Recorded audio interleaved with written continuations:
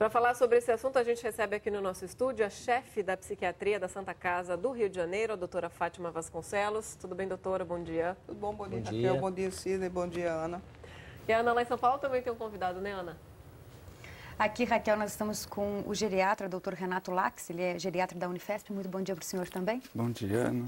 Doutora, eu começo fazendo a seguinte pergunta para o senhor. Estudos mostram que os eventos adversos aumentam conforme cresce o número de medicamentos prescritos, né?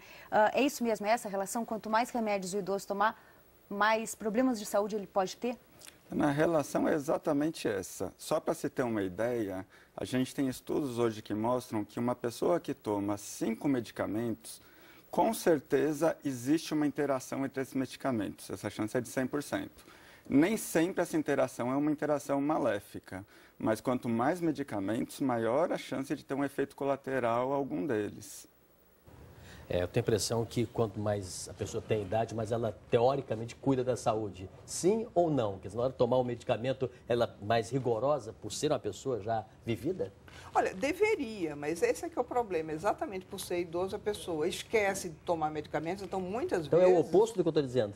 Exatamente, porque a pessoa está mais idosa, ela pode estar mais distraída, ela pode estar deprimida. Então, frequentemente, quer dizer, é muito importante que haja alguém dentro da casa que possa orientar e até fazer um esqueminha, pôr na porta da geladeira, pôr na hora da refeição. Ainda tem um agravante, muitos idosos hoje moram sozinhos.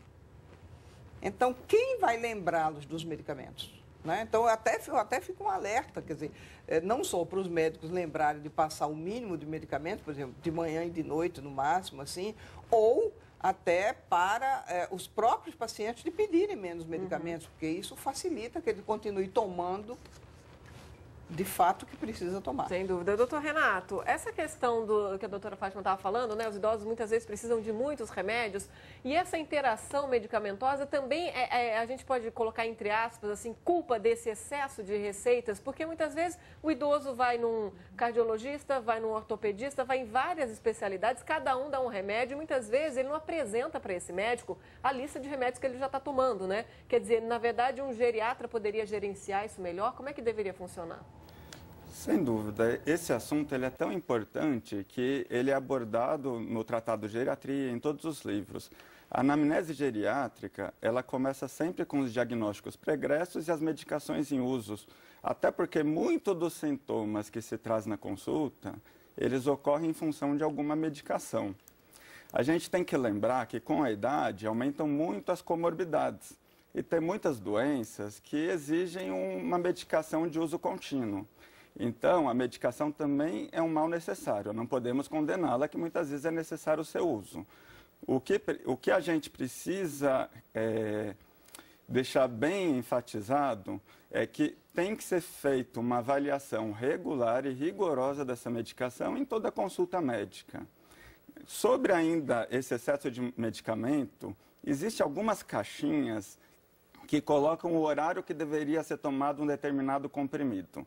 Isso ajuda muito, porque todo mundo, às vezes, esquece a medicação que ia tomar naquele horário, toma mais. Olhando a caixinha, a pessoa tem certeza se tomou ou não. Só um outro exemplo que é muito interessante, na Unifesp, o 4º ano passa por uma atividade em que eles usam aquelas caixinhas de M&M, aquele chocolatinho. Um aluno receita para o outro um chocolatinho azul, um amarelo de 12 em 12 horas, de 8 em 8 horas, e tem que fazer o controle. E a gente verifica histórias engraçadas, do tipo, o irmão comeu todos os chocolatinhos de um aluno. Ou seja, em casa, a irmã tomou o remédio do paciente. Ou chegou no fim do dia, sobrou tudo, não tomou nada. Então, a dificuldade com medicação ocorre em todas as idades, né?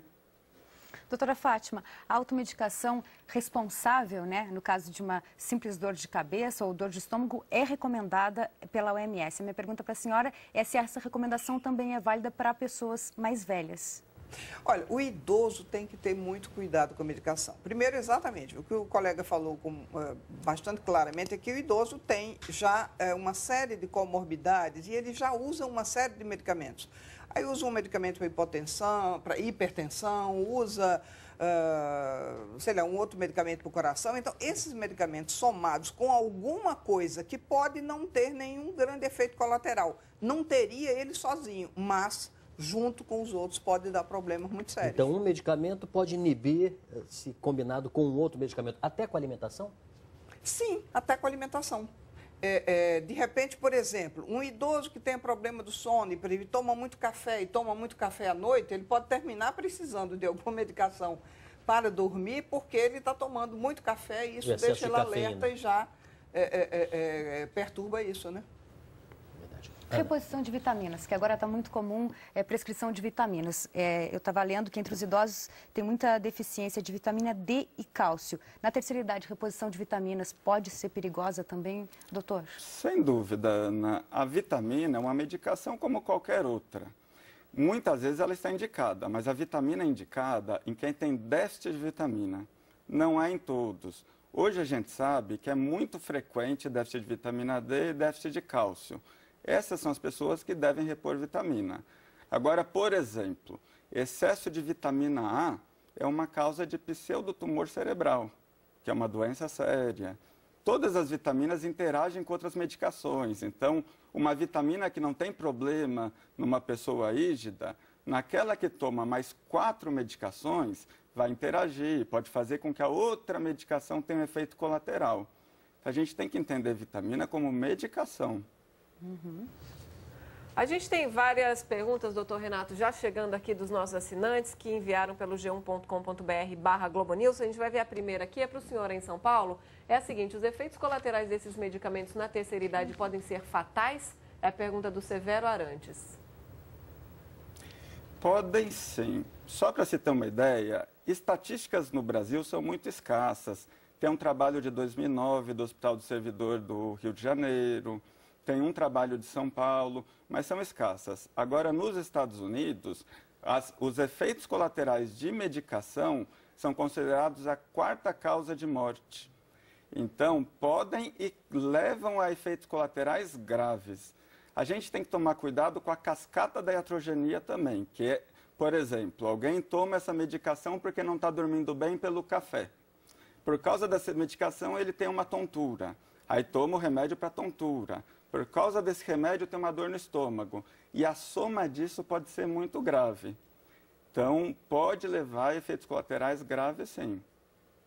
Doutor Renato, isso que o senhor estava falando em relação à morte, né, que foi a pergunta do assinante, tem até um estudo da USP dizendo que cerca de metade dos transplantes de rim se deve ao mau uso ou uso excessivo de anti-inflamatórios, o que também é bastante significativo. Tem que falar para o médico tudo, não pode esconder, né?